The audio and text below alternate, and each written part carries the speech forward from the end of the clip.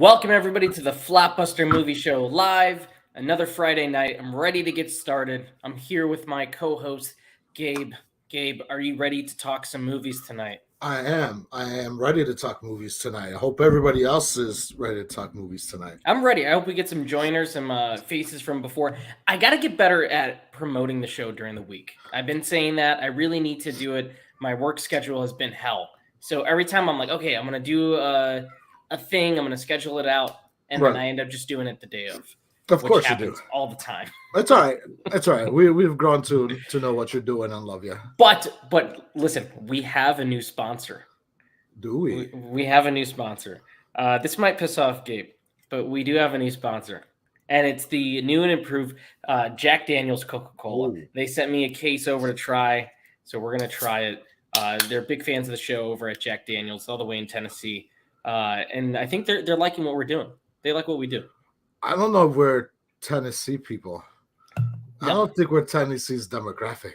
No, but they like us. They like us. They like what you did last week. You told it how it is, and they like that. That's the Southern way. I think maybe you're more their demographic. That's why Coke is sponsoring you, and Pepsi is still sponsoring me over here. I still think back on that episode. Was it the Jason X thing that we did? Oh yeah, it was. It was. Yeah, that was one of the best of the show. I think Right. that was such a cool format that we did for a little bit.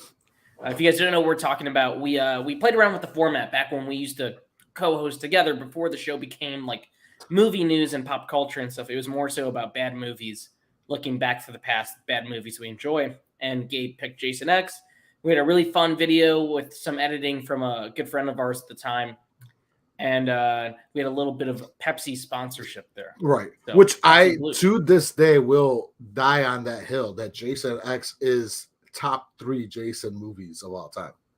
Top 3 Jason movies might be top 3 videos on the channel, I would say, too. I would say if you haven't seen it, go ahead and watch that. And I think we're going to be doing something Jason X related soon on somebody else's channel coming up if everything goes as planned. And I think this is news to me. You're breaking news to me. Oh, I thought I told you about this. No. Well, we'll talk about it off camera. But I hope everybody is doing well tonight. I hope we get some joiners to talk some movies. And the new trailers that came out this week too. New trailers. Let's talk new trailers. Let's talk Barbie first, though. Okay, we can talk Barbie first. What did you think of the Barbie trailer? Barbie seems like it's going to be very wholesome, very tongue-in-cheek, very like, a wink and a nod type of deal with the movie. I mean, it just looks like it's going to be a summer fun film, Yeah. It kind of looks like the Truman Show a little bit. It looks like they're going for that kind of vibe. And I think I like that. I like it that they're doing this sort of tongue-in-cheek thing and also having great filmmakers behind the scenes like Greta Gerwig to tell this story that's more than just like, Barbie is the toy. Let's do something cool and original with it. Right. I like that idea. I like the humor that they showcased. Ryan Gosling looks great. Margot Robbie looks awesome. So I talked to my 14-year-old niece. I showed her the trailer, and she's like, "Why did they pick somebody so ugly to be Ken?" Yeah, I've seen. It's funny. You're bringing that up on Twitter. There's a lot of blowback on him being Ken now. A lot of people think he's too old for the role. Probably. I think it's. I mean, I guess maybe, but he's. I mean, I know 90% of them. I mean, I know you're a huge Ryan Gosling stan. So I am a stan. He's my guy. He is your guy, and that's great. We all have our guys, right? Who's your guy? Ooh, there's multiple guys. If you had to pick one right now. One to like if I was going to turn and I'd be just with the one. Just the one. Oh man, it's sort of hard. It would be hard for me to turn down Jason Momoa. Is it Jason Momoa for you? Yeah. Well, why would it be Jason Momoa? I don't know. The long hair, the body, like I don't know, Game of Thrones style. I don't know. You're just making me question myself over here. I don't know. I don't know what your reasoning was. I thought it would be maybe Channing Tatum. I thought maybe Paul Walker or something. Paul Walker's dead, so that'd be like necrophilia. I guess I'm not into necrophilia. No, I guess he doesn't count. Okay, I'll accept your answer of Jason Momoa. I'll accept it. Who's your guy? So Ryan Gosling. It'll be Ryan Gosling. It's got to be. He's a beautiful man. He's quiet. He gives great performances. Yeah, I think he looks fine as Ken. Like in all seriousness, but I did hear it's funny that you bring up your niece. I've heard from a lot of younger people that they don't like his casting. Right. It's fine. I guess it'll be fine. Just it is what it is. I don't think honestly. I may not be the demographic as like 39-year-old Mexican male, right? But I'm seeing it for Margot Robbie as Barbie, and I feel like any man that's gonna go see it, or woman for that matter, or whatever the case may be, we don't discriminate here, but they're gonna go see it for Margot Robbie. I think Ken or the Kens are just gonna be like a throw-in. Yeah. I do like what they're doing though. I like that they're like it's kind of like toys where it's like everybody's a Ken, everybody's a Barbie, and they have that joke where everybody's saying hi to each other. I thought that was funny. I thought the beach off thing was funny, and they don't reveal a lot. I'm pretty sure that's all footage from like the first 20 minutes, right? Because she does go into the real world. Do you like to be beached off? I guess we'll find out what exactly that means. I'm not sure yet. I'm not sure what is a beach off. Are they going to do like beach games? Probably. That's probably what it is. Probably. Okay, so with the Barbie trailer, that was cool. There some casting there that I didn't know from before, like Michael Cera being in the movie. Didn't know he looks so weird. He looks weird. He looks funny. It looks funny. There was what's the one?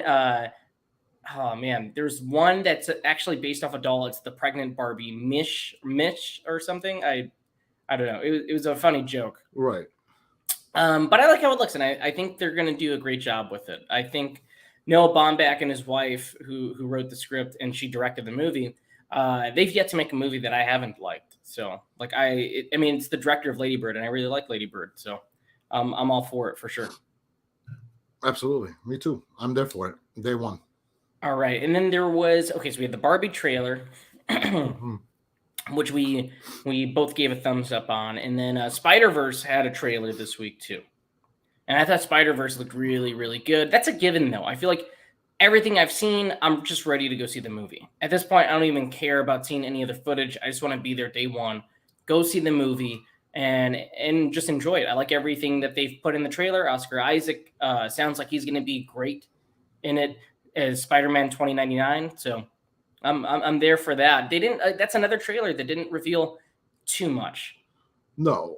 And we're getting Miles Morales' the story, which we got in the first one, but I mean they're expanding on the story obviously with this one, and just the animation is beautiful. I mean, if Sony has done anything right within the last couple of years with Spider-Man, has been the Spider-Man, the Spider-Verse animation. Like that style is just phenomenal. There's been a lot of copycats. The new, not to keep on harping on the same subject, but the new Turtles is coming about because of this new animation that Sony did with the Spider-Verse a couple years back.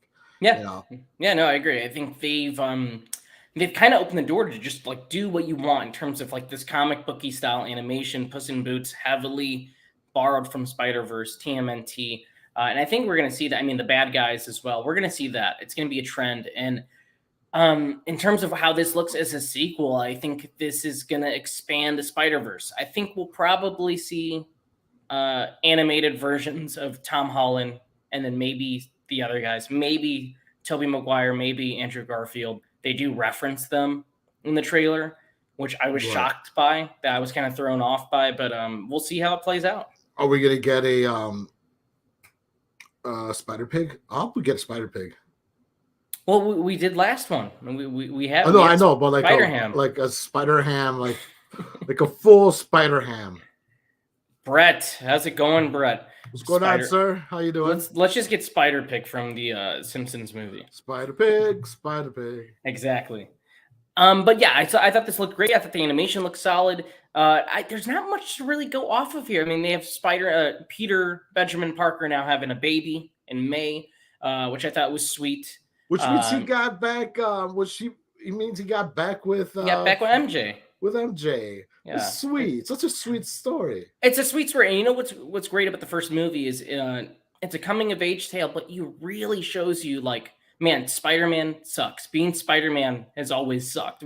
Especially when you get older, because you lose those relationships Right. as you commit to it. I think like I wouldn't say, I mean, it's Spider-Man's top 5 of my superheroes, but I think with what we get with Spider-Man is more of the human aspect out of him. Like I feel like in Yep. every movie adaptation, every comic book that I've read for Spider-Man, there's always some sort of like he wants to be a family man. He wants to be with MJ and his family and have a girlfriend, have a wife, but he feels like this conflict, internal conflict, to be a good person because, you know, with great power comes great responsibility. He's always felt that, like he's lived by that motto since Uncle Ben died. And like out of all the superheroes that I've read and I've seen, he's the one that struggles with that the most. Because Batman could give two flying fucks about his family, about his relations, right? I mean, because he has no family. It's just him and Alfred, and he doesn't give a shit. Yeah. Superman, if Lois Lane is in trouble, he gives a fuck about the planet and he has to go save Lois Lane, right? Wolverine's a lone wolf. He doesn't give a fuck about anything but himself. I mean, so like Spider-Man's the only one that I've always looked and admired of his internal struggle of being that superhero, but also being, you know, a teenager and then a man in his 20s. And then in Spider-Verse, we get, you know, 40-year-old Spider-Man where he's like, fuck, I'm a fucking loser, but I'm saving the world type Spider-Man. Right. Because life, I think it shows you that, like, as you get older, the relatability of Spider-Man is that his life sucks. And then, like most people in their 20s living in New York, struggling to pay rent, struggling to keep up with relationships, not being there on time, not getting to class, like in Spider-Man 2, which is like, yeah, perfect. But no Wolverine is a lone wolf. Get your animals right. I'm with Brett. Get your animals right.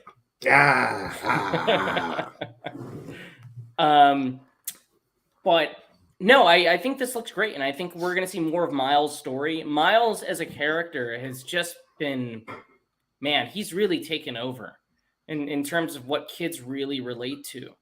And I think that's awesome. And I think that's really cool. I didn't know what to think of Miles when he jumped on the scene in like 2011, when he debuted in Ultimate Spider-Man. I thought it was a cool idea. And I was like, we'll see how this plays out. Somebody that's not Peter being Spider-Man, but like being pushed, not like Ben Reilly when it's like, oh yeah, that's cool. But he wasn't being pushed. Miles was being pushed like, hey, this is a new Spider-Man. And I think Miles now, between the animation and the video games, I feel like a lot of kids know who he is, and he's almost going to be as popular as maybe Peter Parker.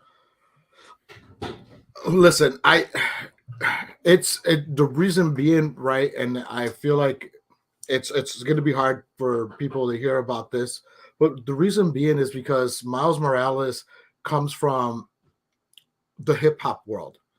All right, Miles Morales is a young man immersed in hip hop culture, sneaker culture, because he's wearing the Air Jordans. And I think Jordan that makes 1s. it relatable. That's like modern New York. Right? He's Bronx, modern. He's New York. He's the Bronx. He's hip hop. I mean, hip hop started in New York. You know, we got Chicago with the shoes, but it's relatable to the young people because as much as people want to push, rock or whatever the case may be, young people nowadays are growing up with hip hop, and you got a hip hop character who is brown, who speaks Spanish, speaks English, internally struggles between both worlds. You get Miles Morales, and you get people that could relate to him. You know, he's just very as people relatable. Related to Peter Parker when he like debuted in the 60s. You know, that's why I'm all for all the time of creating or adding on to legacies of characters, because like Miles Morales, you're gonna get people that identify with it. You and me have this argument about Superman. I tell you Superman is lame, Superman sucks, because I can't relate to Superman, and then you tell me how wrong I am on it. But it's the same reason why I can't relate to Superman, is because I don't see myself in a Superman. And I see what you mean. But I'm a 40-year-old man, but yeah, I could still resonate with Miles Morales in a sense, because we're both from the city. We're both hip hop, people. I was hip hop, way younger than him. But you know what I'm saying? Like, I could relate to the guy. Right. No, I see what you mean. And I think Spider-Man in general gets this push for relatability that like Superman doesn't. Superman is like, at this point, like a Mickey Mouse, where it's just like, yeah, everybody knows he's the greatest superhero, but like nobody's ever made a movie like the comic books where you can make him relatable. I mean, the Reeves movie, maybe that's about it. Superman 2 struggling with relationships and identity. That's as relatable as it got on the big screen. Right. Spider-Man, every iteration, you can relate with the guy. And I think that's what Gunn should do when he tells his version of the story. So listen, if you gave me a Superman story, and I'm not even going to say Superman, but if you gave me like a Clark Kent story about his childhood and his teenage years, sort of like The Boy, but less horror. Is it the right movie? no, you're talking about that Brightburn? Brightburn. Sort of like Brightburn, where he's like getting Smallville. Smallville. Come on, it's a CW show. Tom Welling, those first 2 seasons, I would say pretty good. Pretty good for a CW show. Okay. But like a movie, but make it into a movie, and you give me a whole arc, right, from beginning of him as a child, teenage years, early 20s Superman, struggling with these powers, struggling to be all that he can be, and then you give me a sequel with him as Superman. Fuck, I'm in. I'm hooked, hook, line, and sinker. That is a good idea. I'm gonna relate to Superman right there. But you give me a guy that's all knowing and all powerful, like fuck. I'm like, oh, I can't relate to you. And that's what I think Gunn's going to do. I don't think we're getting somebody that's going to be, all knowing, the greatest ever, like we've seen in past iterations. I think we're going to get somebody that's going to be relatable. I know they're casting somebody super young for that role, so I think it'll be pretty good. Hey, CW shows are a guilty pleasure. Gabe knows all about this. Gabe loves CW shows. I love CW shows like freaking. Oh man, I forgot the name of it. Oh, Dawson's Creek type. You're a Gossip Girl guy. Gossip Girl. One Tree Hill. One Tree Hill's my jam, bro. One Tree Hill. One Tree Hill was like, man, that show was on forever. That show was on all the time. It was on forever. Sophia Bush. You know what I miss though? I kind of do miss that era of television though. A little bit, because now we have so many options, and I feel like at that time period, if you were in that demographic, like the shows that you would watch would probably be in the CW. They would be like Buffy. They would be, well, I guess that was Fox, but it would be like Buffy. It would be Smallville. It would be Dawson's Creek, Supernatural. And it's just like, oh, you got to tune in every fucking Wednesday to watch this show. Now we have so many things you can watch. You can watch fucking anything you want. Right. I think that, you know what I loved about the CW though? What got me watching those is because they used to have like a hip hop block of like the Wayans brothers, right? They had the Wayans brothers, and then they had the Jamie Foxx show. So they had like these half-hour like urban comedies, and then you would transition into like the white teen suburban dramas, which is like perfect for me because I was urban, but also like started living in the suburbs when I was like. But don't lie, you wish you were the kids on like One Tree Hill or something.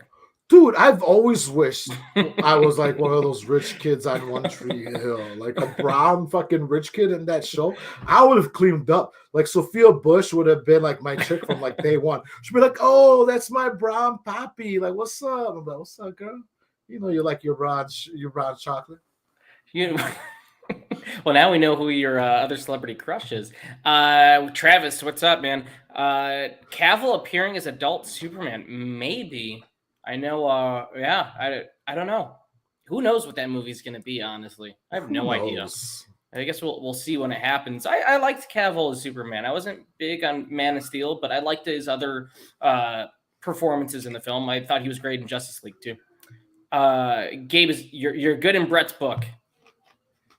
You're good in Brett's book for the One Tree Hill love. You like all those teen dramas. Listen, to this day, I love to. Dude, I'm a 40-year-old man. Like, my teen years have been like 21 years now ago, 20 years ago, whatever the case may be. Like, so I love a good teen comedy, drama, whatever. Bring me back to those times. Maybe we talked about this. Did you like Wednesday? I did like Wednesday. Okay. I can't remember Wednesday if we talked about it. I know there was, people wish to saw more out of the Addams Family. I think I told you I got Sabrina the Teenage Witch vibes out of it. Yeah. But I think Wednesday stands on its own. Like, it's really cool.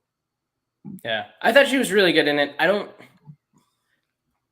thought it was a better CW show than it was an Addams Family show, if that makes sense.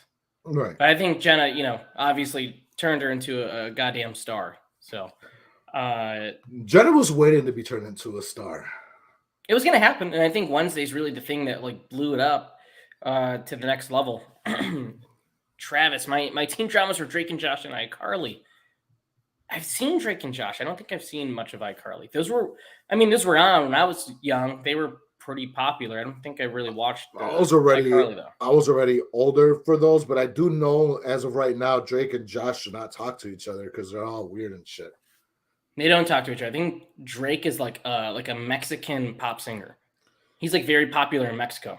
So like a superstar there. So what I heard is that Drake, I guess, went down to Mexico because he was in some sort of like underage scandal up here. He fled to Mexico, and now he's just down there. He's a star over there. They fucking love him. He sings in Spanish, I guess. Speaking of which, have you seen interviews of Ben Affleck speaking in Spanish?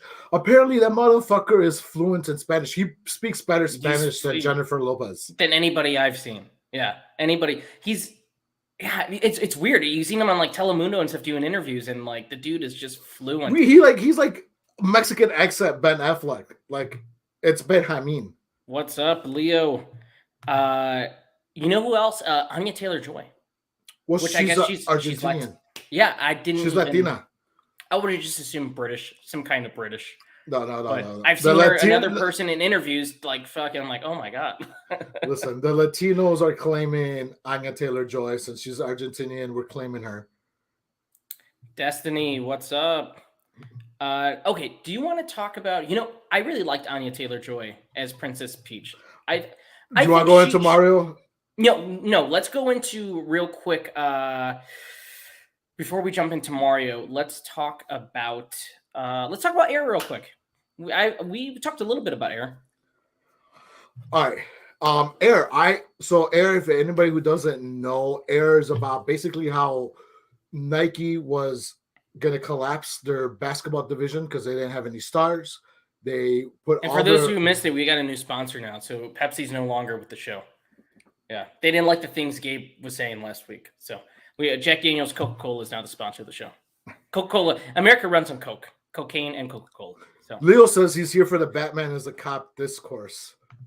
That joke is so good in that trailer. And I think let's just go into it already. So fuck it. A little bit of background. The Blue Beetle trailer was dropped on the internet, right? It did. And it stars the kid from Cobra Kai. What's his name? Yeah, I think he's really great in Cobra Kai. Really fun show.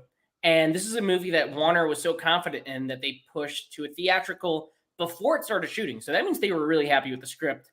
They shot the movie. It's getting a big release. And I thought it looked pretty fun. And I've been kind of fatigued on some superhero stuff, but I thought it looked really, really fun. And everybody, I didn't think about it much. Everybody lost their minds because George Lopez says in a very George Lopez kind of way, Batman is a fascist, which is, think about this, right? George Lopez has a very specific kind of humor. Right. And the mom jokes or the grandma jokes from his stand-up, just classic George. That's like peak George Lopez is the stories about his grandma. And he's playing Jamie's weird uncle in the movie. And at the end, he screams, Batman's a fascist. This certain side of YouTube lost their minds. And they're like mad, calling it woke, calling it this, calling it that. Insane kind of blowback. And then Leo says he's beating motherfuckers to death for selling weed. Yes, he pretty much is. If you're thinking about it, he is corrupt, working with corrupt cops. He's not supposed to, it is breaking the law, what he's doing. But I think it's hilarious, the amount of people that are extremely mad about a fictional character saying something else about a fictional character. But you had some thoughts, so I'll let you go ahead, because you're really excited about this movie. I am. I'm super excited about this movie. And of course, if anybody who's followed me or follows the show knows exactly why I'm going to be excited for this, because this is going to be the Hispanic community's Black Panther. This is our first active superhero who is going to be Mexican, or Puerto Rican, whatever. And you know what? The Black community, they had Meteor Man. Why didn't they claim it then? And Blank Man. Don't forget Blank Man. They got two of the shittiest superheroes. The two shitty homemade superheroes. No, but we got you know, we got an Aztec god in the Wakanda Forever, right? Right, Namor. We had he was Namor, awesome. but he wasn't like he was a god. He wasn't like what we're gonna have with Chola and what we're gonna have with Blue Beetle. He's like one of our own. He's gonna be our own superhero. Now, the other side of YouTube that you talked about, where they're like, "Oh, I hope this movie's gonna bomb." Well, guess what? This movie's not gonna bomb, right? I think it'll do decent if word of mouth is strong. I wanted to bring up what Travis said. That Batman flat out branded people, which many were racial stereotypes and try to kill an alien. And I see why George would say that. That's true. That is set in that universe. Leo says Blue Beetle looks like ass.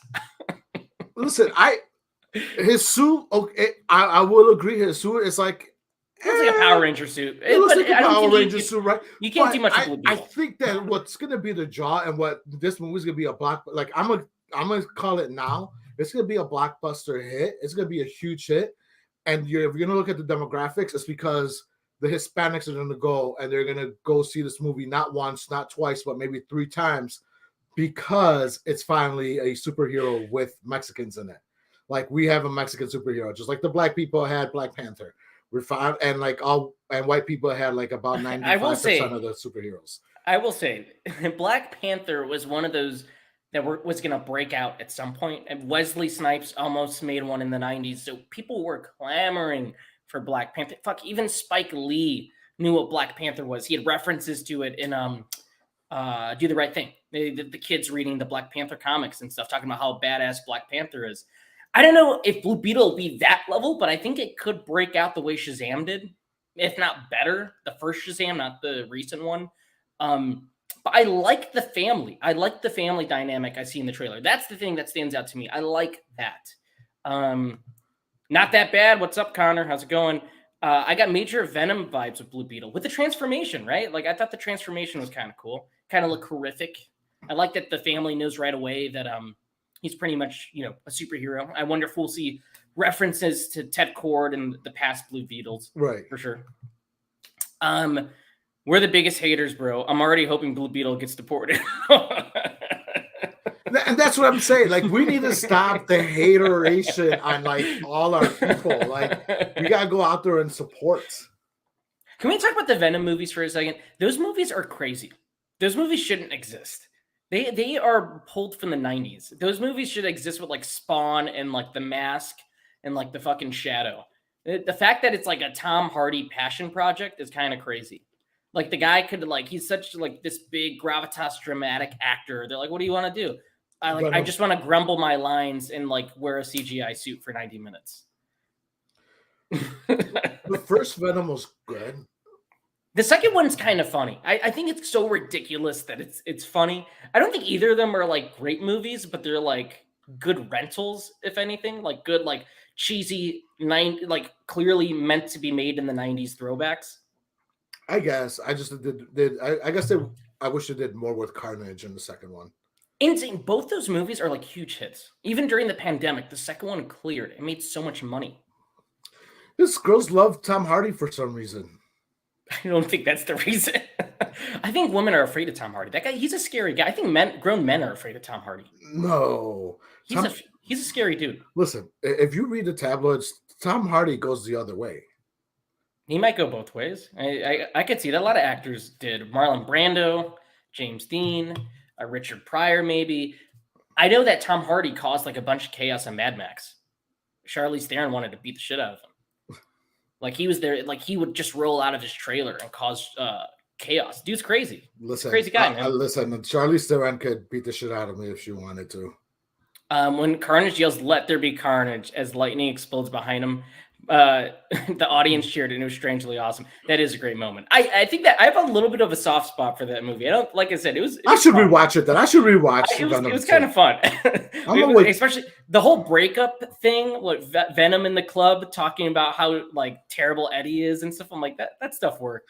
I'm gonna wake up at 4 a.m. tomorrow and start watching Venom 2. Watch Let There Be Carnage. Watch it. I think that's the best part of the movie. Those movies is the relationship, which is like, you brought up Tom Hardy. That's kind of homoerotic. What if Venom is about his homoerotic repression? It could be. His urges. Could be. That's Okay. why he's so angry, so passionate about the news. Newspaper, we still gotta have print. Okay. Let's talk about. We could talk about Air really quick because you talked about it last week, and then I had a chance to see it last Saturday. You said you loved it. You told me 5 out of 5, and then I finally had a chance to see it. I did 5 out of 5. You know what? Air is one of those movies that you don't. It's like Moneyball, where there's not a lot of action, a lot of talking, a lot of deals trying to be made, and all this and stuff, right? And it's like, all right, I don't know if that's gonna be my type of movie, but it just works. And like I said last week, Chris Tucker just steals every scene. Like you gravitate towards Chris Tucker and every scene that he's in, and he's not in it a lot, but I just absolutely love it. Real quick, Leo, you're absolutely right. The Venom movies are, I would say, pretty much what the comic books were. At the time in the 90s, there was like the Todd McFarlane style, loud, in your face art, but very short on like story and good dialogue. They're just like really fun, stupid comics. And I feel like that's what those movies are too. Right. I loved Air. I thought like we talked about the trailers. I know me and you were keeping up with production because we thought this sounded interesting. I think this is the movie Ben Affleck has been waiting to make. Gone Baby Gone, The Town, Argo, all great films, great dramas. And the one thing I'm seeing that he excels at, and he's the only director right now that embraces it, is you remember in the 90s and like they would come out with like different comedy dramas every single week. We can name so many from like Donnie Brasco. Let's see. I would count Rain Man, even though that's like 88. Jerry Maguire, Forrest Gump, Philadelphia. All these movies, like it feels like we don't get those anymore. And Air feels like it's a part of that. Like Glengarry, Glenn Ross, Boiler Room, movies of that caliber. And it's such a perfectly crafted screenplay and story. I can't pick my favorite out of the cast. Viola Davis is like such an obvious choice as Jordan's mom, Right. but she knocks it out of the park. She commands every scene she's in. The level of detail to basketball, the NBA, Nike at that time period is ridiculously good. The music, by the way, is amazing. If you love 80s movies, they have like every reference from Body Double to Beverly Hills Cop. It's kind of crazy. Have a good night, Leo. See ya. Good night. Hey, hopefully we could have you on the show for a Turtles night again. Let's get you on. We got to settle this Blue Beetle debate. Yes. Listen, I thought that as Victoria had said, Matt Damon was awesome in this role as well. I think the entire cast was just amazing. And I told you last week, I feel like if this movie had come out in the fall, it would be total Oscar bait. I agree. You know, you would have Ben Affleck for Best Director, Matt Damon for Lead Actor, and a combination of Viola Davis for Best Actress, and you would have Chris Tucker for Best Supporting. But because it's in the spring, hopefully they push it towards the end of the year. I know one of the reasons was I think they were avoiding Avatar. I think this was set to be a December release at some point. I think this movie is going to clear up next. I think it's going to stick around and clear up come next Oscar season. There's a lot of people that just really, really like this movie. And as Brett said, I brought up his comment, the speech at the end, I got chills. That speech is so good. And if you know things about Jordan like me and you do, or Right. even Leo, like people that just love basketball, the history of basketball, the NBA, if you love those things, Air has so much in there for you, like from the dialogue to that masterful speech. I got chills during that. As a shoe guy, seeing how they constructed the Jordan, how they I know it probably took less than a weekend to make the shoe or a little bit more, but the way the designer already had it, he was like, we should call it Air Jordan, and just like the shoe design, like, oh, we'll pay the fines, like all of that, like we knew that story, but it felt new. It felt like we didn't watching it. Like we already knew, like, you know, Jordan wanted to sign with Adidas, and then Nike comes in with like a Hail Mary. Like we all knew the story. We all knew how it was going to end.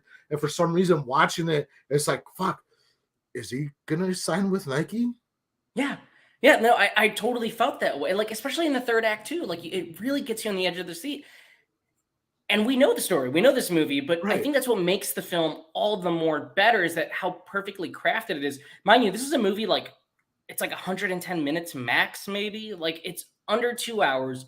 The pacing is so snappy and quick, and the dialogue is perfect. Everybody's just jumping back, and it's that quick sort of business talk dialogue that could go in the hands of somebody that can't write. It could sound like shit, but you get great actors, a great writer, a great director involved, and you have scenes with Matt Damon and Jason Bateman going back and forth. Chris Messina has like the funniest scene in the movie where he's freaking out over the phone. Connor, is that a Team America reference? Matt Damon. And we can't forget the little scene where Ben Affleck looks like he's coked out of his mind, and he's like, oh yeah, I just came from a run, and he's like, I've been running. Yeah, do whatever you want. Yeah, I'll put the money. Just do it. And I'm like, fuck yeah! Like I want that Nike tracksuit from like the 80s. Like that looks fucking awesome. The wardrobe in this is pretty A+. I love that Amazon was so confident in this movie, so confident in what Ben and Matt did, that they gave it a full theatrical release. And if you guys want to know something else that's cool about this movie, if you go and support it, a lot of the people that are making money in this are going to be below the line workers. That's like PAs, people in the grip and lighting department. They're going to make money, like a ton of money off this movie. That's what artist equity, that's what the company is going to be. It's going to be giving back to people in the film industry that aren't top of the line directors, writers, producers, actors. It's the guys below the line that make these movies possible. And I think that's really cool. It's such a good mission statement. It is. I like Travis Mitchell comment where he talks about how Ben Affleck's movie, how it could have been. That's why I always argue with you where I say, hey, I like Ben Affleck's Batman. I wish we could have had more of him. Not for the simple fact of what Ben Affleck's Batman is, but I think more along the lines of his directorial style. I think Ben Affleck has a really good eye on how to direct movies, like he's mentioned, like Argo and shit like that. And I feel like his Batman could have been a little not as artistic as Christopher Nolan, I would say, but it would have some like a really good flair to it that Ben Affleck could put to it. I think he would have made a great Batman movie. I know you say I don't like Ben Affleck's Batman. I like Ben Affleck as Batman. No, he's a great Batman. I thought he was awesome. He looks like a Jim Lee drawing. Like he looks like art of Batman from a comic book. He truly does look like Batman. My problem was the writing of Batman. I just didn't like. I don't like the Batman that's going around killing people with fucking guns and branding people. Like I just don't care for that version of because he's fascist. That's the fascist Batman. That's that actually is as Travis pointed out. That is the fascist Batman. But I thought he was great as Batman. And actually, remember, me and you both like Justice League. Or not the theatrical version, but the Snyder cut that came out. We like the Snyder cut. Yeah, we both thought it was really, really solid for a long ass movie. Way too long, but solid. I think you could get a good 3-hour movie out of that. But his Batman would have been cool. I still think his Batman would have been cool because some of the story that's leaked, storyboards, he would have made a really good Batman movie. It sucks that it didn't happen. I think he doesn't have that passion anymore. But I'm with you. He's such a strong director. I would see anything he makes. Right. Like, again, Gone Baby Gone for me is like one of my favorite movies of the 2000s. It's so heartbreaking and strong. If you guys haven't seen Gone Baby Gone, see Gone Baby Gone. It's one of the greatest directorial debuts from an actor ever. It's great. Right. And this movie's no different, honestly. No, it's not. And it's just great. It's such a powerful film that you didn't even need the presence of Michael Jordan to be in it. Like exactly. You didn't need to see him. You didn't need to you got back of the headshots, side shots, a voice here and there, but that's it. Like you didn't need Michael Jordan. And it's as I told you, we don't need a Jordan movie. Like I would never want to see a biopic. One, because we'll never live up to what he was, and two, if you want to see the Jordan biopic, go watch The Last Dance. It's like 10 hours. And it's probably better than any biopic. I thought you were going to say Space Jam because it's also a biopic. That's also a biopic.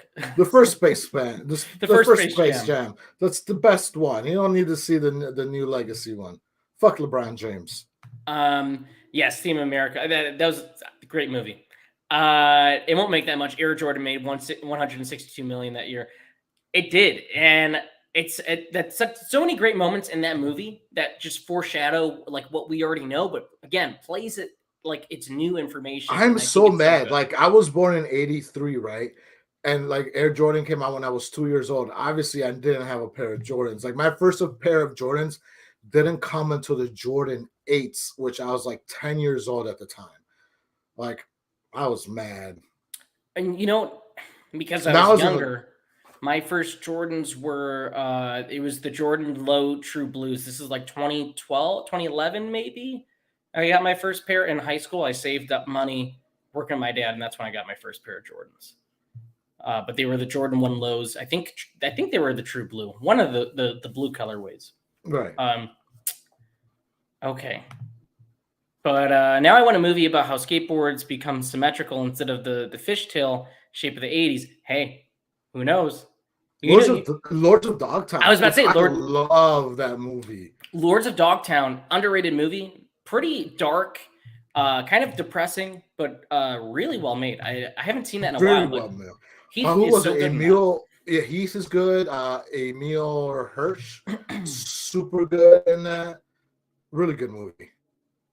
His Batman movie is Bruce starting a basketball team at an orphanage, starting out writing that as a joke, but I actually think that would be cool. Something to do with basketball. Hey, listen, I think he loves basketball though. Like he really does. The way back. I mean, you know what's funny though is a lot of these actors like Adam Sandler love basketball. They love basketball. I know Ben Affleck loves basketball. I mean, who doesn't love basketball? I love basketball. Everybody loves basketball. I mean, well, not everybody, but we love basketball, and basketball's great. Okay, so that was Air. I think you should go see Air. I think go see Air. Like Air is awesome. One of those that you should go out this weekend and see it.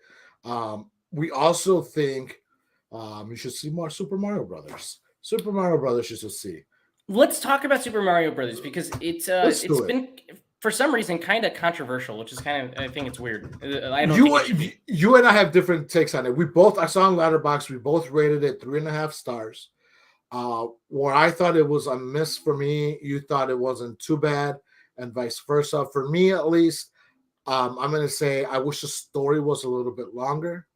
I know you called me out in our private chat, like you're like, "Fuck you, motherfucker," because I did say, and I did say that Sonic, the first Sonic movie, was better than Super Mario Brothers movie, and you called me a hater. And you said, You said, I don't know what I'm talking about.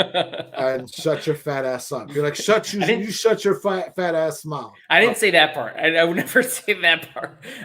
Okay. I thought it was just short. I thought it was too short. I wanted more world building. I wanted more of the fucking reason why Mario was there. I'm sorry. I wanted more story. I didn't get it. Fuck. Gabe came to the Mario Brothers movie for the story.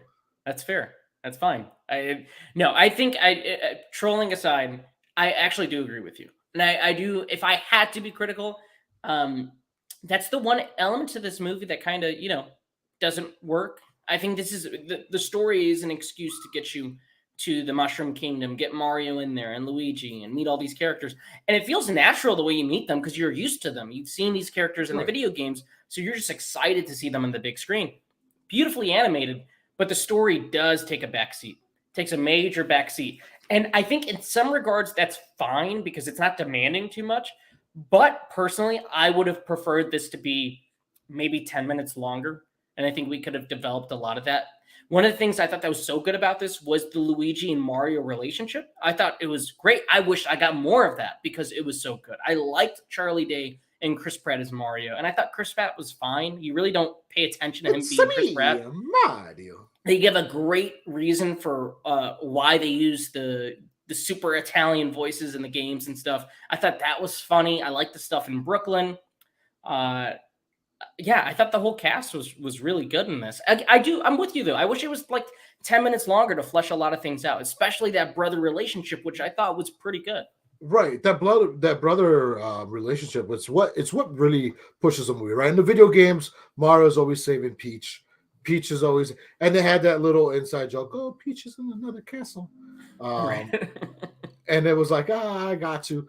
But I don't know. I just, like I said, I love the animation style that they took on. Illumination. They do such a great job. I know they've been mostly known for their Minions and Gru stuff, but their work here was amazing, and the voice acting was awesome. Like I didn't feel like, oh, this person is a weak link. Like I felt everybody who did their voice acting was great. I just feel like the story lacks a little bit for me. But that's it. Everything else was good about it. No, I'm with you. I think the story does take a backseat, but it's such a visually fun movie. Yeah, and it's fun. It's rapid fire. So if a It's joke quick. doesn't land, another joke is coming.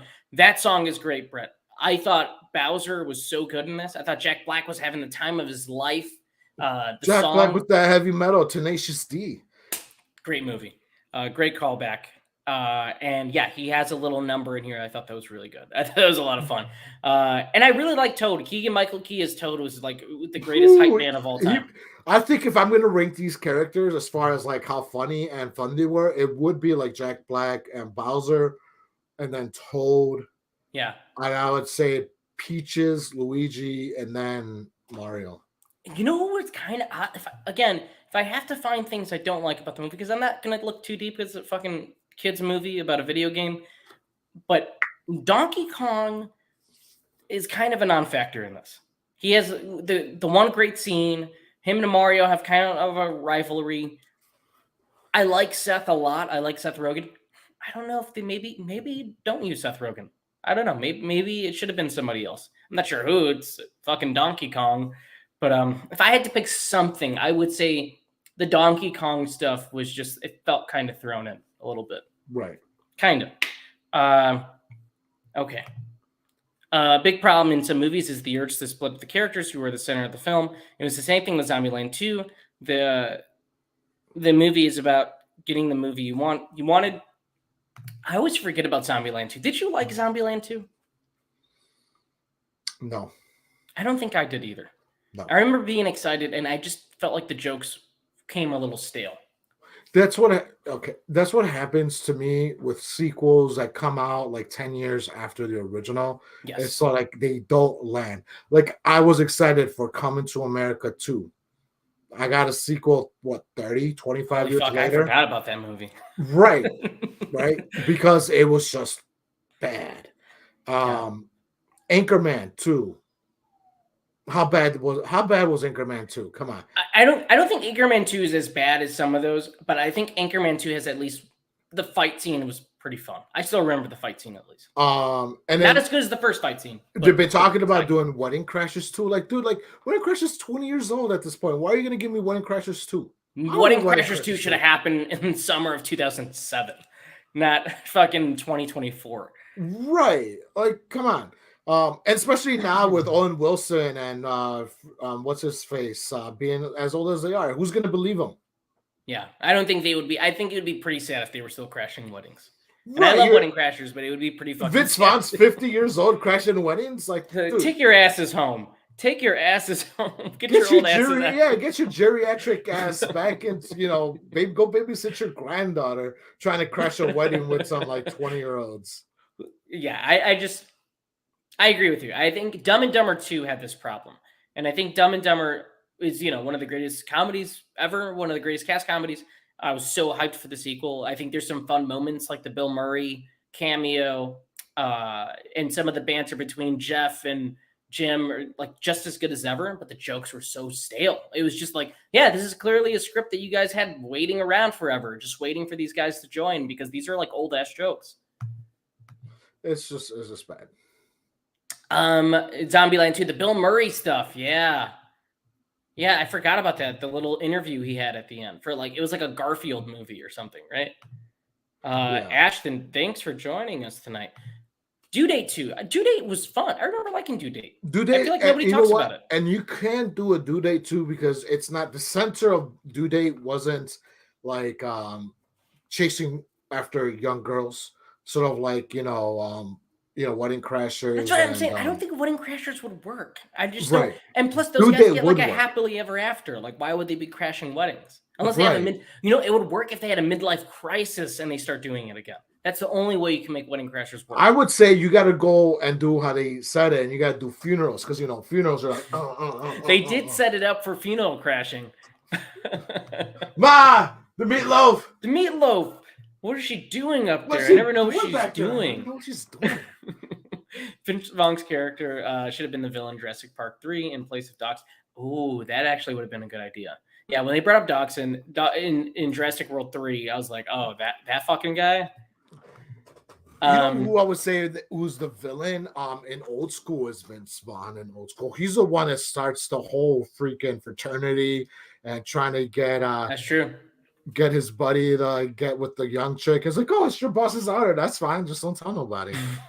You know, I was gonna bring up Beetlejuice 2. We haven't talked because we don't run down the news anymore. We just like whatever we want to talk about. Right. That's what we're gonna do. That's what the show is. For anybody that's like just tuning in, it's kind of just whatever. We want to bring people on, and we just want to have a fun stream. You kick back, maybe Listen, grab we a have drink, a phone number out there, and I relax. wish people would call the phone number and talk to us live. We want to get the phone number going. We want to And bring but people on. I wanna bring nobody Bretman on. nobody That'll be fun. calls. Nobody calls us. Somebody should call us. We gotta get that going. Listen, next Friday, I'm gonna put this out there, right? There's AMC gave out a Scream 6 poster. If you saw the Fan Fest thing, the Scream 6 Give it away. poster, I'm gonna give it away. The first Give it away. person to call me next Friday live is gonna win the AMC Scream 6 poster. All right, I'm just throwing that out. That's a good deal. That's a good deal. That's a really good deal. I got 4 AMC Scream 6 posters. I'm He had gonna the hookup. He's got a guy in like a back alley of Chinatown. I do actually. You know, I'm sending you one. I'm gonna keep 2, and I'm gonna give away the other one. First person to call next Friday. I want to give my thoughts about Beetlejuice too, because Beetlejuice is one of my favorite family comedies. I'm sure you love Beetlejuice, or I love that film so much. And I think there's things that you can do in the 80s that I think you can't do now. And I'm not talking about like woke or politics or anything. It's just like, no, not that. I mean, in terms of how they make movies, I just don't think Beetlejuice 2, I don't know if there's a way it can succeed. And for anybody that's excited about Beetlejuice 2, the guy that wrote that screenplay, if it's the same screenwriter, hasn't written many great movies. Hasn't written many great movies. So I wouldn't be too excited because we've heard of. I would rather get Beetlejuice Goes Hawaiian, which is a script that's sitting around at Warner Brothers for like 30 years. And I think Jenna, before I let you go, Gabe, Jenna, I know she's a hot commodity. I know that they're like, oh, just make her play Winona's daughter. Yeah, that's cool. It's kind of on the nose, but I think it's too long. I don't know. I think you're right. The only way this movie's gonna work is they go practical. One of the things that I love about Beetlejuice, and that's exactly what I was getting. Is that fucking practical shine that it has. You know, when he turns into a snake, you know that's practical effects, right? Yep. If they're making this movie, you already know it's going to be CGI snake. Everything's going to be CGI. And listen, you know me, right? It loses its charm. You know me, right? I am for CGI. I'm a pro CGI guy. I don't like to watch movies made, you know, before 1972, which was a running joke between us because I love the fucking like the newness of the movies. But Beetlejuice is a movie that if you're gonna remake it, you need to make it all practical. You can't go digital. You can't go CGI. You gotta make. It has to be gritty. It has to be funny, and it has to be like that fun, dark comedy that it had, which I don't know if you could replicate 30, 40 years later. I don't think Burton has the juice. I don't think he's got he had the juice. He had talk about a crazy run. The guy went from Pee-wee to, I would say his run ended maybe with Mars Attacks. Or no, fucking Sleepy Hollow. I fucking love Sleepy Hollow. Scratch that. I would say he had a good 10-year run where he's just like, he had a blank check. I'm going to do whatever I want. I'm going to make Batman 2 dark and sexy and violent. I'm going to make Pee-wee's Big Adventure just this crazy movie. I'm going to make this crazy family comedy that's kind of perverse in Beetlejuice. He doesn't have the juice. And the guy is obsessed with CGI. He used to be obsessed with practical effects and weirdo shit. He's not the same Tim Burton from the 80s. You're getting this new Tim Burton who has that gloss and that sheen and not the same sense of humor. That's Charlie and the Chocolate Factory, Tim Burton. I'm going to pass on that. Alice in Wonderland. I haven't seen that movie in a long time. I'm curious how that movie holds up. That's a very weird movie. Which the Johnny Depp one? The Johnny Depp one is fucking weird. He looks like Michael Jackson. They're both fucking weird. The first one's weird, but in a good way. It's crazy. Is it a good way? Yeah, I love. Like you have this grandpa that supposedly is an invalid, and all of a sudden, hey, I got a golden ticket. Okay, let's go. Motherfucker was taking advantage of the system. He was getting like there's like fucking 10 people to a bed. Like there were. His ass could have worked a long time ago. They were a white family thinking they were Mexicans because they had like fucking 20 people in one household. Drinking, what was it, cold pickle soup? What the fuck were they having? They had like some cold cucumber soup. Listen, pickles suck to begin with, and then you're talking about fucking cold pickle soup. Like, no, hell no. No, that would suck. But I know I have hope about Beetlejuice 2 only because I love Winona. I mean, Keaton's one of my favorite actors of all time. I think Jenna's so hot right now. Jenna's got the juice. If anything, the cast is going to bring this home. You've got the But juice. You're gonna make me want to watch Juice with Tupac this weekend. it's Talking all about about this you juice. gotta have the juice, man. It's the filmmaking juice. You know who's got the juice right now? Jim Cameron. He got the juice. Spielberg still got the juice. Nobody at Marvel does right now. They're on a cold streak. But you guys brought up Hocus Pocus 2. That was one where I felt like a lot of people really liked it. I wasn't a big fan of Hocus Pocus 2. And it was another issue I had where it looked like it was shot all on the same block with digital cameras, and it kind of made everybody look bad. The digital photography in that movie looks really blown out. Everybody looks white. Just really, I don't know. It's an ugly looking movie. I'm not a fan of Hocus Pocus 2. I know a lot of people really liked it, but wasn't a fan.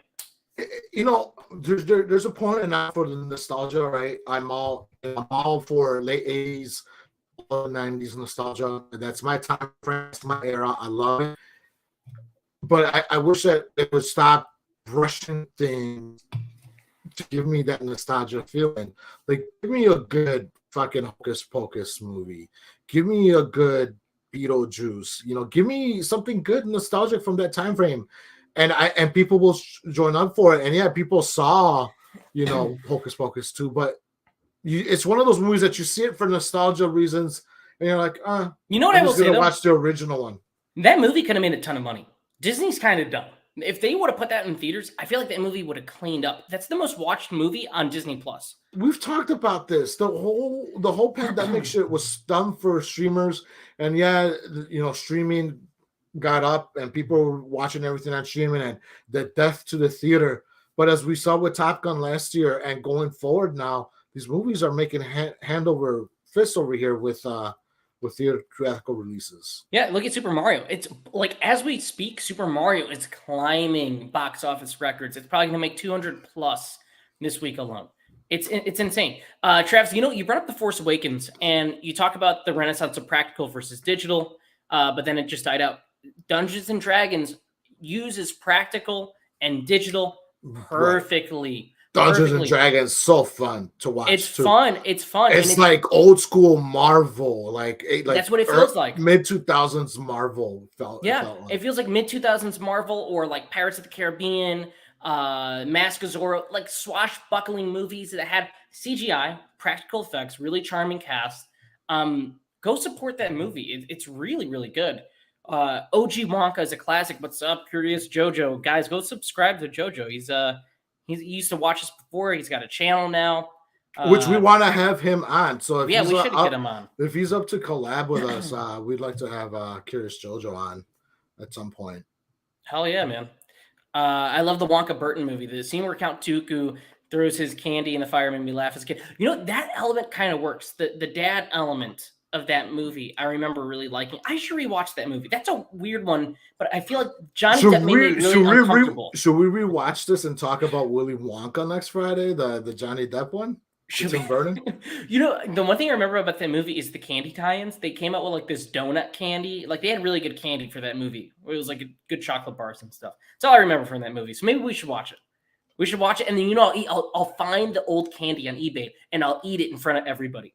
So just so we could have a big show next Friday, right? We're talking expired candy. We're talking you're eating expired candy like you were fucking writing Link from Good Mythical Morning, right? So that's what you're gonna do next Friday. And the first person to call us on our hotline is gonna get a Scream 6 AMC movie. You can't lose. Poster. You can't lose, guys. You get a Scream 6 poster. Everybody's favorite movie right now. Maybe, I don't know. I feel like everybody forgot about that movie.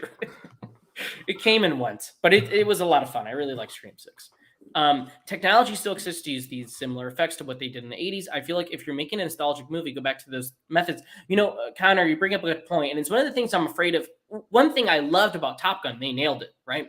They brought back those things you're nostalgic with, but pushed the story forward to make one of the greatest blockbusters we've seen in probably ever. That's one of the things I'm nervous about with Beverly Hills Cop, because I love the first two movies. Don't forget about the third one. No, I'm forgetting about the third one. I don't like the third one. Is like the best one. I love it. Fucking Wally's World. Fuck No, yeah. part 3 is terrible. Beverly Hills Cop 3 is a bad movie. It's great. Bad. Beverly Hills Cop 2 is amazing. One of the best action sequels. My problem with this movie is the problem that we had with Coming to America, which was like, yeah, it's like fine and disposable. But I don't want fine and disposable. I want a real tangible movie. The best things about the Beverly Hills Cop movies are Axel is so much fun and he's so relatable in this world where everybody's kind of snooty and uptight. He's like the audience surrogate. And those movies are so gritty and R-rated, but also incredibly funny and grounded. That's why we watch those, right? Like, that's why we like the Beverly Hills Cop movies or Lethal Weapon or any action movies. I feel like on Netflix, this movie is going to look and sound like any other Netflix production. And I'm afraid of that a little bit. Right. We'll get you. We'll get you on, man. We're going to get you on. Tony being like Chad Minks and eating old candy. I will. I'll find this donut candy. It's probably like at this point 18 years old because that movie came out in 2005. I'll buy it for you. I'll buy it for you. I want to see this. I want to see this. Should we find? It's got to be on eBay. It's got to be on eBay. This old ass candy's got to be on eBay. The Wonka donuts with chocolate inside. That's it. They had them for the Simpsons movie too. Yeah, that movie had insane product placement. There was a lot of product placement for the Simpsons movie. They should bring that back. Bring back product placement and promotional tie-ins, all those things. That's what makes movies great. Cherry New Pepsi. sponsor of the show. Cherry Pepsi. New sponsor of the show. One thing that's refreshing about the Amazing Spider-Man movies, it's seeing how the practical effects in that, great. They did some of the stunt guys did real swinging for that the first movie, at least. Trust me, it wouldn't be hard to do some real swinging for me. Yeah, there's a lot of swinging in the Spider-Man movies. No, but Amazing Spider-Man did have some pretty cool practical effects. I remember seeing the videos when they were shooting that, and that was like the thing on the internet. Everybody was sharing that they were really having stuntmen swinging from building to building. I just, you know what, I feel like it's like the director, right, who has to push for practical over CGI, and they still have to have that passion. Like I feel like you mentioned James Cameron, you know, Spielberg. I feel like even though they are decades into their careers, they still have a passion for filmmaking, and their passion has led them.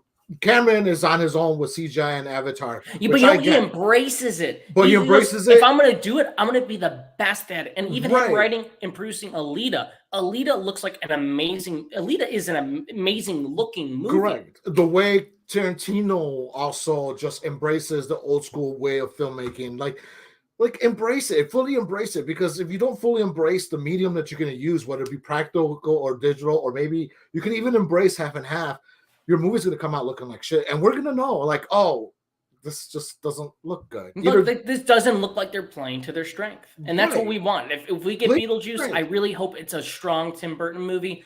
Connor, you brought up Ghostbusters. I thought Afterlife was so unfairly hated because of the drama that went on with the 2016 Ghostbusters. I really enjoyed Afterlife. Gabe, you liked it too. We saw it together, actually. And I bought it on 4K. So you know I like a movie when I buy it. And I think it's a really good-looking movie that combines CGI and practical effects. And they shot it on film. They use a lot of techniques they used on the first movie for the recent Ghostbusters Afterlife. I think the story's a little weak. It follows all the same beats as the first movie. But I think other than that, I think it's a really fun film. But I think you make a great point. I think there needs to be a strong medium. Combine those things that we like. Right. Like when Cameron did True Lies. Like I love True Lies. Like 90. It's awesome. It is. And Cameron just did a phenomenal job with that movie. Like I think that was like all practical too. Like there wasn't any CGI that he used. And then, you know, he gets his first taste of CGI a little bit with Titanic, and then it just goes off the rails for him. At least he's one of the guys that excel at it, though. Like, there's very few. He's probably the only one that truly excels at, like, using CGI everything. I mean, Avatar 2 is, me and you praise it to no end, but it's one of the best looking, like, blockbusters I've seen. Right. Like Scorsese, when it did Hugo and he went with animation, like, I get what he was trying to do, but was Hugo the best animated movie that he tried to do? Hugo was live action. Was it? Which he did a cartoon movie. I don't think he did a cartoon. He did Shark Tale. He was a voice in I Shark don't know Tale. then. He was a mob boss in Shark Tale. I don't know what the fuck I'm talking about then at this point. Hugo is a good movie. It's a good children's animated, or it's not animated. You just said animated. You just said animated. It's Chloe Grace Moretz and the kid from Sex Education. I forget his name. But the good movie. And he also did that movie Kundu. But no, I think those are the only children's films he did. Neither are animated. But he was a voice in Shark Tale.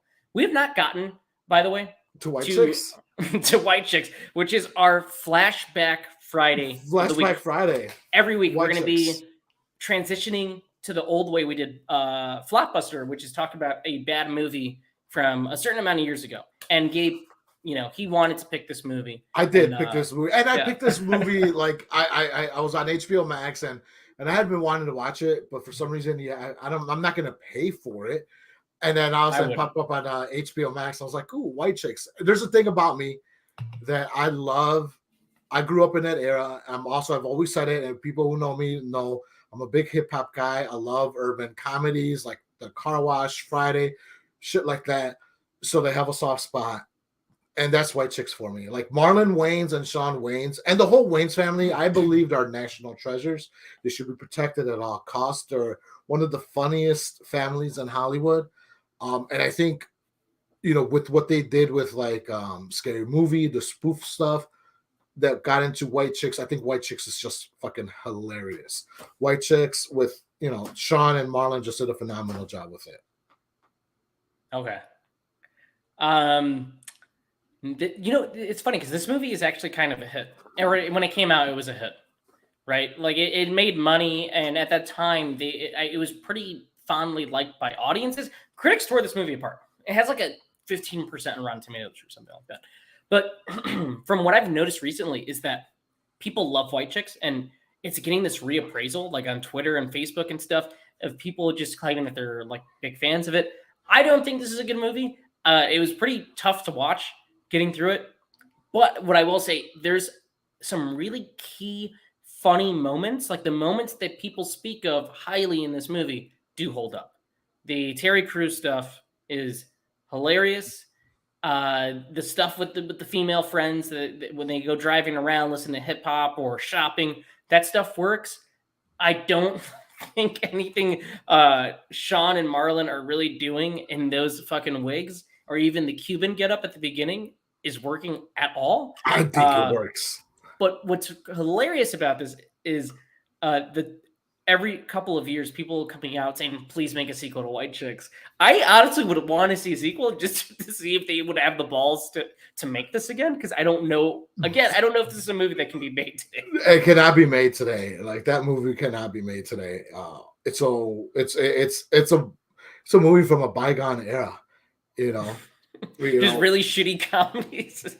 But you know what? There's a charm to these, right? Because we pick these like The Pest or any of the other ones we've shown on Flopbuster. Which I almost made Not That Bad be like. I almost made other Gabe and Connor I wonder what their thoughts would be on that. I read it by you too. I was like, yo, like I'm gonna be on the Not That Bad podcast. Like, what do you think about The Pest? And you're like, don't make them watch that. Like, no. And I'm just like, all right. I feel like they would be very confused. It's a very confusing movie. Not because it's very simple to follow, but like the kind of story it's telling is very weird. But I think you talk about this era of comedy, right? It's like the kind of movies you would rent from Blockbuster, right? And That's why we had Flopbuster. It was the kind of movies you rent where critics hated it. Most audiences went to go see it. They're like, that's fun.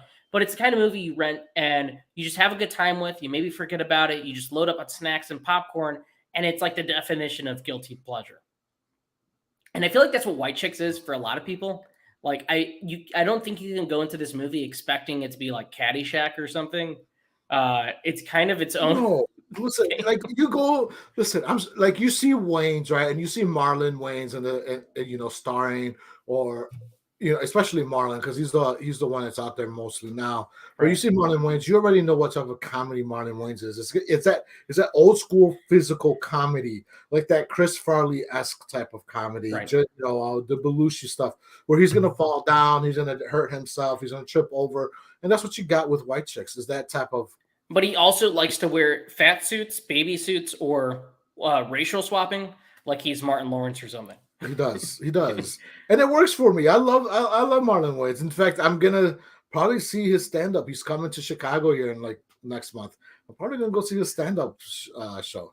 What I will say, and this might be controversial, I think Marlon's the best actor out of all the Wayans. I think he's the best actor, and I think he's shown his dramatic chops more than any of them. He has gotten dramatic spots.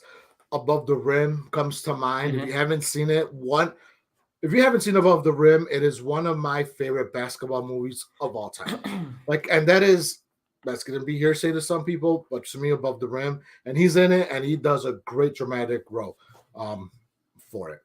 But he was also in Requiem for a Dream. He was. Great family movie. Watch that with your kids, with your wife, anybody you know. Get the family together for Easter. Watch Requiem for a Dream. It's a great holiday film. Connor, thanks you for talking me out of having them watch The Pest. Maybe everybody go watch The Pest for next week and let us know what you think of The Pest. It also, is John Leguizamo, who is a con man who is essentially hired by this rich guy to be hunted. That's it. It's essentially the movie, right? Right.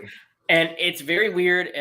No ethnicity is safe. No ethnicity is safe. John Leguizamo plays an Asian man, a Jewish person. I like all types of races. Also, Connor, thank you for the shirt compliments because I am Tony's poppy right here. Also ended up getting. You're not my poppy. I'm your poppy. I'm your poppy now. No. No. I also ended up getting a Latino World Order because they brought back the LWO. So I'm part of the LWO now. I'm getting back into wrestling. All right, I'm getting back into wrestling. I'll never ever watch Requiem again. Fair enough. G.I. Joe: Rise of Cobra is kind of underrated. He is in that. Yeah, he's like he's Tatum's buddy in that movie. Right? Like he's got the love interest. Yeah. Yeah, which I'm surprised they didn't bring him back. Like you're gonna bring back Channing Tatum, which I get, he's a stud, but you're not gonna bring back his buddy Marlon. Yeah, that's fair. I think that's fair. Should have brought him back. You guys should have come to Atlanta in January for Days of the Dead. We'll do a big Not That Bad episode live and in person. That sounds like a fun idea. I want to go to Atlanta. I've driven through Atlanta. No, that's LA. There's like an Atlanta sign. There's an ATL sign. I don't know how to do that one. Yeah. We can hang out with T.I. That would be fun. We should do that. We should. I heard Atlanta got crazy strip clubs though, so I would be down. Okay.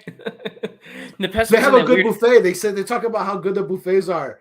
Like fucking dude from the Hawks always gets in trouble because he's down there in the strip club. At like strip club buffets? Yeah. Okay. The Pest was that weird era with Biodome and Freddy Got Fingered, where a 90s comedian tries to be as annoying as possible. Yes, it is. That is the kind of movie The Pest is. And mileage may vary if you can handle that. Gabe loves that movie. He loves it. You just talked about two of my favorite comedies of the 90s. Not like favorite, like top 5 favorite, but I would say maybe top 25, top 30 in The Pest and Biodome. I've been telling Tony to watch Biodome. I will never rewatch Biodome. I've seen Biodome once. And you need to rewatch it. You need to rewatch Biodome. No. Freddy Got Fingered, that's a tough one to watch. And we watched it for our old show when we used to the old format. And as much as I tried, it was hard to sit through. It was hard to sit through Freddy Got Fingered. That Tom Green didn't sit well with me. There's something wrong with that guy. There's something mentally wrong with him. But that was our pick. I think the Terry Crews stuff holds up. I think that's very funny, very comical, physical. That's what took off Terry Crews. Like Terry Crews in that movie, it's like because before that he was in the Denzel Training Day as one of the one of the hoodlums. And then I think it was White Chicks, and White Chicks just got his stardom. I mean, he was hilarious. And then I think he went to The Longest Yard, and he was even funnier than that. Oh, he was the guy that had the cheeseburgers. The cheeseburgers! He's like busting out cheeseburgers. You want these cheeseburgers? Yeah. He kept McDonald's on him. If someone brings Friday Got Fingered to our show, oh boy, yeah, I wouldn't watch that movie, man. I wouldn't Cruz was recommend you also watch in it. Friday After Next. He was in Friday After Next. Yeah, what was his character? It wasn't Debo. It was somebody else. No, it wasn't Debo. Fuck. What was he? And he tries to rape Cat Williams at the Christmas party. And Cat Williams, he has like, what does Cat Williams use on pliers or something, right? Is that the Christmas Friday? That's the Christmas one. Yeah. So Friday After Next, that's the third one. I thought Friday After Next was the second one with the Aztec Warrior. Next Friday is the second one. Next Friday. We'll talk about the Friday trilogy. Fuck it. I'm gonna watch I'm gonna watch the Friday trilogy this weekend. Be on the lookout on my letterbox. I'm gonna have a Friday trilogy night. There you go. Rewatch the Friday movies. You have those horribly reviewed comedies of the 2000s where you rewatch them and they're unexpectedly start laughing, like Norbit, Scary Movie 1 through 4. Talk about a rough movie. Norbit would be rough. You should bring that to Not That Bad. Oh my God, that's rough. That would Norbit be rough is to watch. rough. Listen, Eddie Murphy had a string of those really rough to watch movies.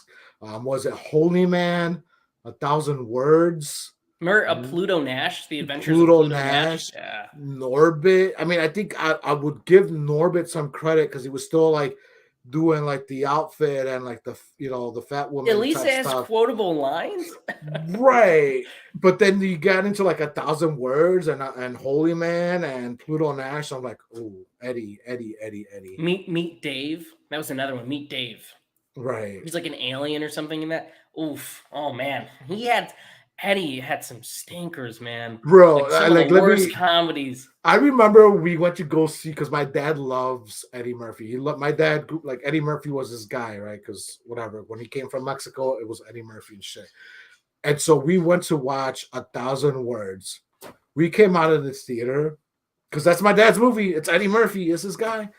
We came out the theater and he was like, what the fuck? He's like, Eddie didn't even speak. Like, what the fuck?